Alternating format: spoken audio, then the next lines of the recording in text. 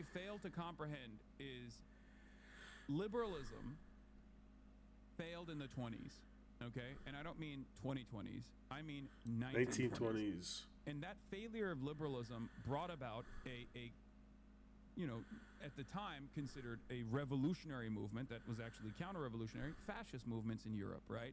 In many other parts of the European continent. The death of liberalism came with organized fascist movements, okay? And the death of liberalism elsewhere was rung in by, or at least like Tsarist monarchy was brought in by socialism and communism, okay? Yes, I mean the 1920s, to use Harry Emden's terminology, okay? The problem is liberalism is dying once again. And I think a lot of liberals, instead of recognizing that and then figuring out which side of this equation that they're on, they're still holding on to this notion that, like, no, actually liberalism is not dying, okay?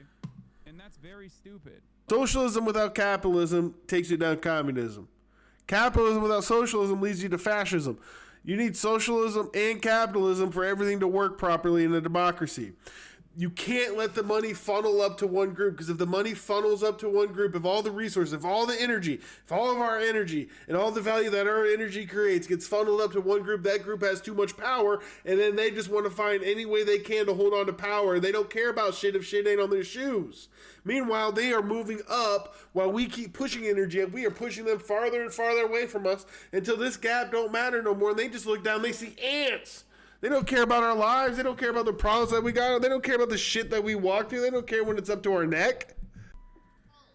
What if Donald Trump says, I want you to carpet bomb Oklahoma City, kill everyone?